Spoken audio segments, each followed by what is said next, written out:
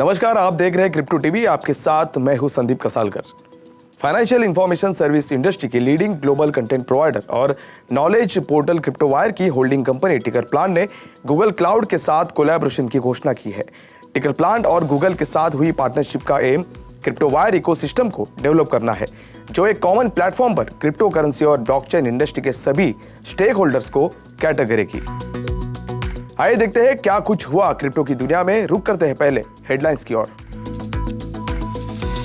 Gift city में शुरू हो सकता है एशिया का पहला क्रिप्टो ईटीएफ। नॉर्थ कोरिया के हैकर्स ने 2021 में की $400 मिलियन की चोरी, जिसमें ज्यादातर ईटीएच शामिल है। अमेरिकन सांसद ने पेश किया बिल जो सीबीडीसीज को जारी करने में फेड की अथॉरिटी पर लगाया अंकुश। रशिया की फाइनेंशियल इंडस्ट्री के संगठन में क्रिप्टो इन्वेस्टमेंट्स के लीगलाइजेशन की मांग की। फैन कंट्रोल फुटबॉल ने अपनी एनएफटी इनेबल लीग को बढ़ाने के लिए $40 मिलियन जुटाए। एलन मस्क ने कहा डॉज कॉइन से खरीद सकते हैं टेस्ला की मर्केंडाइज। क्रिप्टो ऑप्शन मार्केट का स्पॉट मार्केट पर पड़ रहा है गहरा प्रभाव। यूएस कॉम्प्ट्रोलर ऑफ करेंसी ने कहा स्टेबल कॉइन के इनोवेशन को बढ़ावा दे सकते हैं regulations.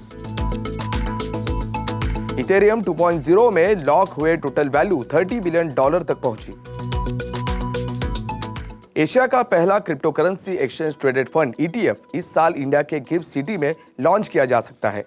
Torus Kling blockchain, IFSC, Mumbai based Cosmea financial holdings और Hyderabad based Kling trading India का एक venture digital asset based products को लॉन्च करने के लिए बीएसई के इंटरनेशनल आर्म इंडिया आईएनएक्स के साथ एक समझौता किया है, जिसका ट्रेड गिफ्ट सिटी के आईएफएससी या इंटरनेशनल फाइनेंशियल सर्विसेज सेंटर में किया जाएगा।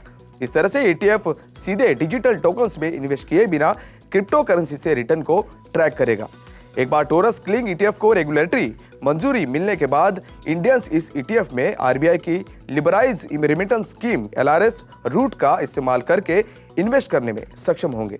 चैन एनालिसिस के नए डेटा के अनुसार नॉर्थ कोरियन क्रिप्टो हैकर्स ने 2021 में साइबर अटैक्स के जरिए क्रिप्टो में लगभग $400 मिलियन की चोरी की थी।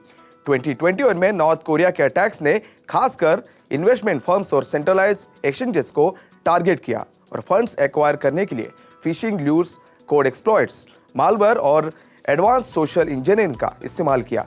हालांकि हैकर्स द्वारा चुराए गए क्रिप्टो के टाइप पिछले कुछ सालों में बदल गए हैं। जबकि 2017 में मोस्टली सिर्फ बिटकॉइन की चोरी हुई थी, वही 2021 में चोरी किए गए फंड्स का केवल 5वां हिस्सा बिटकॉइन था और चोरी का 22% हिस्सा ERC20 टोकन्स या अल्टरनेटिव कॉइन्स का था। हैरानी की बात यह है कि चोरी के 58% फंड में इथेरियम का हिस्सा था। Pro crypto Minnesota representative Tom Emmer ने संसद में एक बिल पेश किया है जो सीबीडीसीज जारी करने में रिटेल बैंक के रूप में फेडरल रिजर्व की अथॉरिटी पर अंकुश लगाएगा। बिल का उद्देश्य फेड को सीधे रिटेल इन्वेस्टर्स को सीबीडीसी इशू करने से रोकना है, ताकि इसे चीन के डिजिटल अथॉरिटिज्म के समान इंसिडियस पाथ पर जाने से रोका जा सके। उन्होंने तर्क दिया है एक बैंक जो ट्रांजैक्शंस को ट्रैक कर सकती है वो पर्सनली आइडेंटिफिएबल इंफॉर्मेशन को भी कलेक्ट कर सकती है और फेड के पास रिटेल बैंक अकाउंट्स को ऑफर करने की अथॉरिटी नहीं होनी चाहिए। इमन ने डिमांड की है कि US central bank open permission fees less और प्राइवेट होनी चाहिए, ताकि कोई भी डिजिटल डॉलर के सभी एक्सेसिबल होना चाहिए और एक ब्लॉकचेन पर ट्रांजैक्शन करना चाहिए जो सभी के लिए कैश के प्राइवेसी एलिमेंट्स को मेंटेन करते हुए ट्रांसपेरेंट होना चाहिए। रशिया के की फाइनेंस इंडस्ट्री एसोसिएशन ने अथॉरिटीज से देश के फाइनेंशियल मार्केट स्ट्रेटेजी में क्रिप्टो इन्वेस्टमेंट्स पर बैन लगाने के कदम पर फिर से सोचने की अपील की है। दरअसल रशियन नेशनल फाइनेंस एसोसिएशन चाहता है कि सरकार को क्रिप्टो करेंसी इन्वेस्टमेंट्स को ग्रे जोन से बाहर लाना चाहिए। कई फॉरेन कंपनीज और अनरजिस्टर्ड इंटरमीडिएट्स को इस तरह के ट्रांजैक्शन से रेवेन्यूज रिसीव करने के साथ क्रिप्टो करेंसी में रशियंस के इन्वेस्टमेंट्स महत्वपूर्ण है, जिसे रशियन फाइनेंस सेक्टर के सेल्फ रेगुलेटरी बॉडी को नोट किया है। रशियन गवर्नमेंट और बैंक ऑफ रशिया ने मॉनिटरी सरोगेट्स के इस्तेमाल का अपोज करना जारी रखा है, जिसे अक्सर बिटकॉइन जैसी डिसेंट्रलाइज्ड डिजिटल करेंसीज को डिस्क्राइब करने के लिए इस्तेमाल किया जा सकता है। फैन कंट्रोल फुटबॉल FCF एक प्रो फुटबॉल लीग है जो उन दर्शकों को गेम प्ले कॉल करने देती है जो क्रिप्टो ओन करते हैं। एफसीएफ ने लीग के एक्सपेंशन प्लान्स को सपोर्ट करने के लिए क्रिप्टो और ब्लॉकचेन गेमिंग फर्म से $40 मिलियन जुटाए हैं, जिसमें 4 नई टीम्स और एक एनएफटी प्रोजेक्ट भी शामिल है। फंड का उपयोग 2022 सीजन के लिए लीग को 4 से 8 टीमों तक एक्सपांड करने और द बैलर्स कलेक्शंस नाम की एनएफटीज को लॉन्च करने के लिए किया जाएगा। सौरभ फारूदी, पैट्रिक डीज, रे ऑस्टिन और ग्रांट कोहेन द्वारा 2017 में स्थापित एफसीएफ 7 वर्सेस 7 प्लेयर फॉर्मेट में अमेरिकन फुटबॉल का एक इंडोर वर्जन फीचर करता है और गेम्स को ट्विच पर लाइव स्ट्रीम किया जाता है।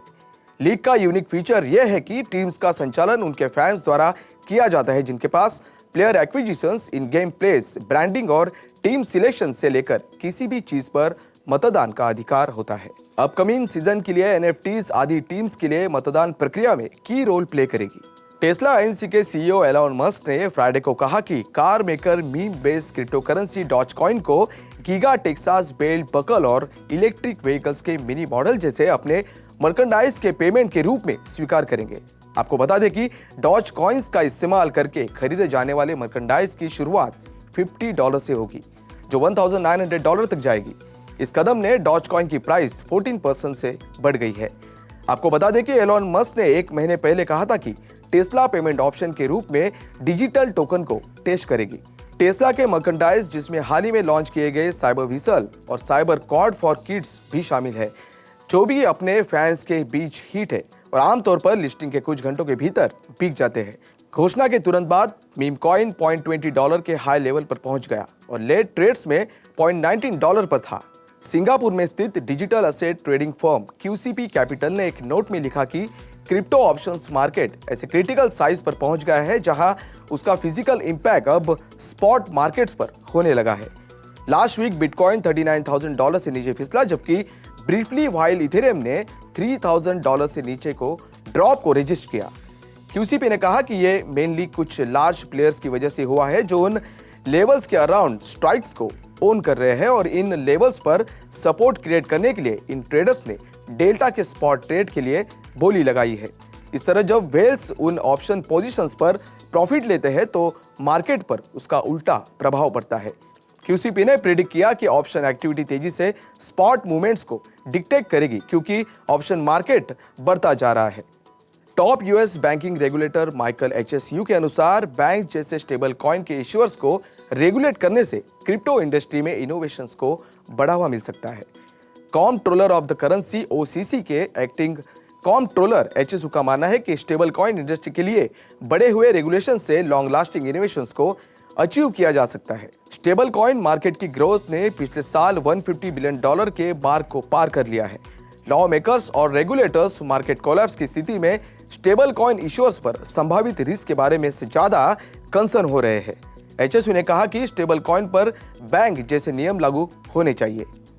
क्रिप्टोवायर ने भारत के पहले क्रिप्टो करेंसी इंडेक्स IC15 को लॉन्च किया है। क्रिप्टोवायर एक ग्लोबल सुपर ऐप है जिसमें क्रिप्टो टीवी भी शामिल है। IC15 इंडेक्स का उद्देश्य इन्वेस्टर्स को दुनिया भर के प्रमुख क्रिप्टो एक्सचेंजेस पर listed top 15 widely traded liquid currency के परफॉर्मेंस को ट्रैक करने में मदद करना है।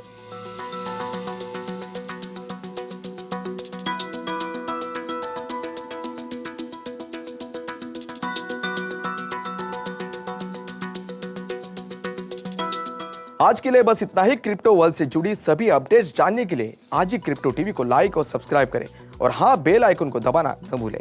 मैं संदीप कसालकर आपसे विदा लेता हूं। देखते रहिए क्रिप्टो टीवी, आपका क्रिप्टो पार्टनर।